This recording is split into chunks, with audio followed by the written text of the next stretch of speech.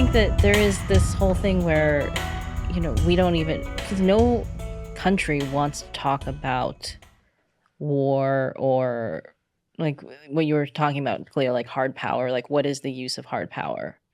Like, that's not something you learn in school because it's almost seen as we're the strongest country in the world. It would be unseemly almost like for us to talk about, Well, also when there is the message in the educational system that the U.S. was founded by white supremacists. Oh, yeah. Yeah, we're also bad. That's the other part right. of it. We're the strongest country in the world, and we're also bad. So who are we to tell other countries or like try to... Why does America think it should be the police of the world? That kind of thing. Well, yeah. I mean, and let me just add one more sort of complexity to that, which is Sorry, I'm going back on TikTok. I'm bored. Thanks, Chris. It's like people think the point of the military is to wage war when the point of the military is to ensure peace. But because of America's, I would say, bad behavior over the last few decades in terms of waging war with the military, it's easy to then, based on real evidence, equate U.S. military buildup with waging war rather than what I think is the original purpose is to maintain peace. And that's sort of, the founding fathers looked at the military as like, the point of a militia, the point of a military is to maintain peace, to defend yourself. Yeah. I mean, that's actually a very good point. Right. I'm glad I stopped the TikTok. And what you're referencing, Cleo, what Paul Giara had said on the previous podcast was that, like, the point of the Navy is to ensure, among others, to ensure international trade, to ensure that no other countries, say China, can block or tax, et cetera, these maritime routes. And so the Navy serves that purpose. And it's not there to, go shoot someone. It's there to just kind of protect. Yeah. So first of all, before you go to TikTok or go to the mountain, I'd say that if you're concerned about this and you want to fight this, you're doing exactly what you need to do. You're talking to people and trying to figure it out and creating a venue where we can have these discussions. So I'm very grateful. You're neither posting your incredible dancing skills, Chris, or writing your beautiful iambic pentameter, Matt. And oh no, my poetry sucks. But go on. Well, yes, don't interrupt her. She's praising us. Yeah. However, I'm sure his dancing is wonderful, and Shelley is, of course, anchoring it all to stay with the nautical theme. But we're actually the counter argument, not the counter argument, but the corollary to what Commander Giara said was that yes, you can use a navy. You need to use a navy to protect trade, but the concern has sometimes been that it is to protect your trade to the detriment of other countries. And there's always been that tension with the Royal Navy. It was an issue with the British and others as well. But we were entering a period where a free and open Indo-Pacific was not dependent on one country, but it was burden shared among, for example, I think the idea of one of it was the Quad, but also other countries. And so you actually did have a situation where you had multiple navies coming together for global trade under the aegis of a free and open Indo-Pacific. So it got around that problem of the detractors who would say, well, strong American Navy just means that it's U.S. control of the trade routes. But you would still have that U.S. insurance, but you have these other countries that are coming into it as well, who believe the same things you do and who are willing to put their ships where their mouths are. And that was very promising. But what this Ukraine situation is potentially doing is really damaging to that as well.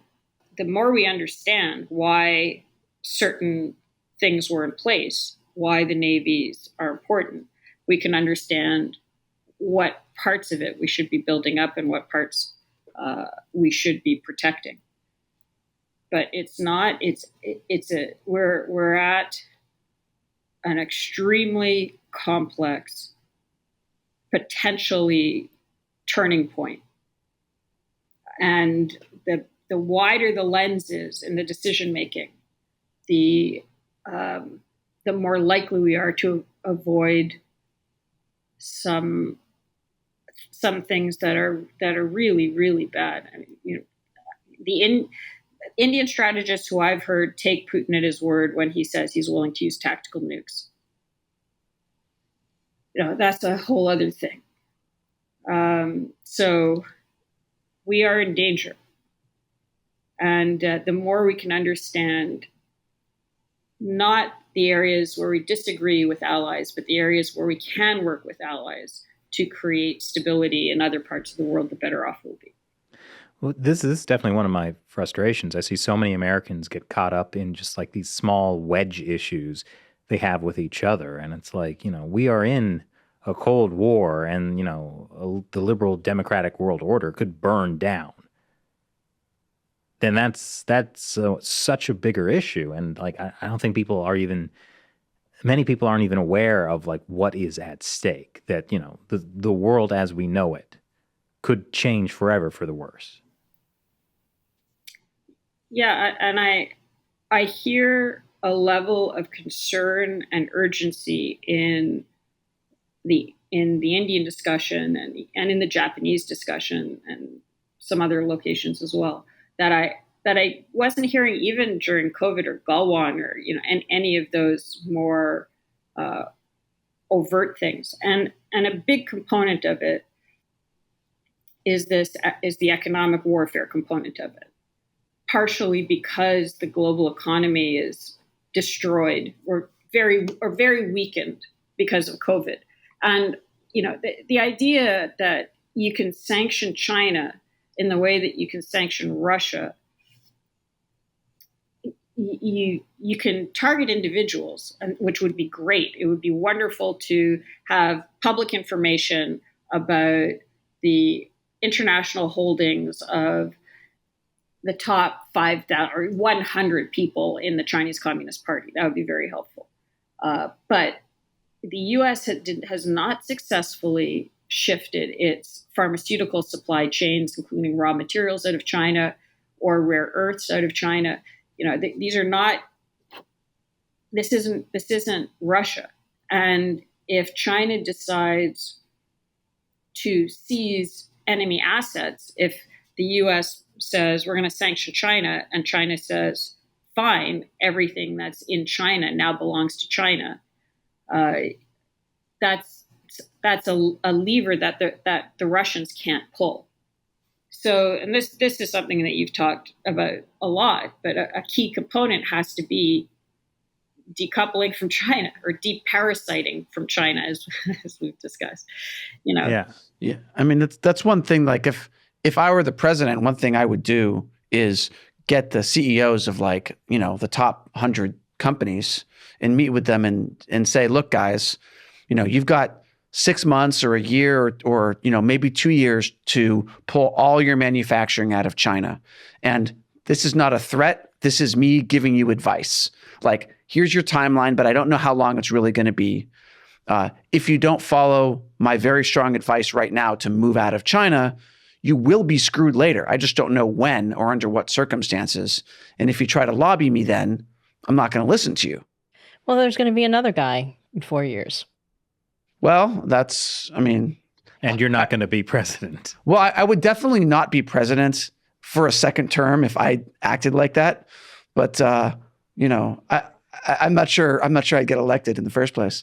I mean, but I do think, I don't know if they would listen. I'm just thinking about all those reports of, even during the Trump administration, when Trump was pretty clearly concerned about China and the economic stuff and trade, And then you had these stories coming out about all these Wall Street CEOs and stuff trying to essentially pressure the Trump administration to easing off. Right. I mean, but also like the Trump administration ended up during COVID, like needing to work with these companies. In particular, he ended up having to work with these big pharmaceutical industries to get them to produce the vaccine on the timeline that he wanted, which was before the election. Right. And so like, had he totally alienated Pfizer and Moderna and, whatever, like it would have been much harder for him to get the vaccine. So I understand like there's no like pure right way or pure wrong way. Like everything's going to have some good and bad consequences. But like you still need to get American companies out of China at some point, because at some point they're going to be out of China anyway. It's only a matter of whether we're doing it on our terms or whether it's being done in the Chinese Communist Party's terms. At some point, almost certainly, the Chinese Communist Party will nationalize whatever's still in China. They will cut off trade, and they will do it on their terms. So we better make sure that the impact of that is minimal, like it is for Russia, versus maximal, putting us into a severe depression in the U.S. I think so. This is a really important conversation about how to do it, and it's for me, it's useful to look at Chinese stated tactics and strategies. So, for example, the three warfares, psychological warfare, media warfare, and lawfare. So we know that they're targeting us with that. And we saw it, for example, in this specific kind of context around WeChat. So after the Chinese attacked the Indians and 20 Indian soldiers died, within 2 weeks, the Indians had banned 59 Chinese apps, including WeChat. And there was discussion in the US about banning WeChat and TikTok. And in the case of WeChat, some grassroots WeChat users group popped up and brought the case to court, saying it was an imposition, I think, on their First Amendment rights. And long story short, they used lawfare to protect WeChat. And in the end, I think the American government even paid out their legal fees, like $1 million or something like that. So understanding that, first of all, you know where to defend. So even if you're telling a company, don't invest, you can expect there'll be attempts in the media to present that as whatever argument we'll use. There'll be a psychological attack on, this is, you're conflating the Chinese people with the government and all that sort of stuff. And there'll be a lawfare attack. So you need to bolster those defenses. And I would argue at the same time, China has just told you what their vulnerabilities are. They're vulnerable to psychological, legal, and media attacks.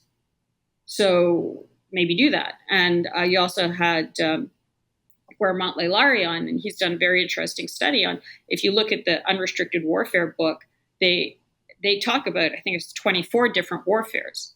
Well, we should be defending in each of those categories and figuring out strategies to attack them, because if they've identified those as points of attack, they mean they're points of weakness for the Chinese Communist Party. And similarly, just at a kind of societal level, if you look at who the Chinese Communist Party attacks within China, it tends to fall into three broad categories. People for whom faith is important, family is important, and freedoms are important. Family in the context of sort of community, right? But we saw this also with the one-child policy. Those three things, faith, family, and freedom, are existential threats to the party, because faith and family gives an individual a sense of identity and security that is outside of the party remit, and freedom, of course, undermines the control of the party fundamentally. So if you want to figure out who to support and who to give more space to in order to undermine the legitimacy and operational viability of the Chinese Communist Party in other places around the world, those are three groupings that are in a direct line of assault for the Chinese Communist Party. And you can see it, for example, in the Solomon Islands. where when Premier Soudani of Malaita province said he didn't want any Chinese Communist Party companies operating in Malaita, and there was the Auki communique. In the communique, it gives as one of its reasons for not wanting that the fact that China is an atheist state and it is antithetical to freedom of religion, and they are devout Christians, and they think that working with the Chinese Communist Party gives strength to an organization that wants to destroy something that is a core part of their own identity. So, yes, we can identify these lines of attack, but the ideal thing, if you're talking about banning companies, for example, is to put that into a larger comprehensive national power context and figure out how to flip that on its head and use that to push back against the party.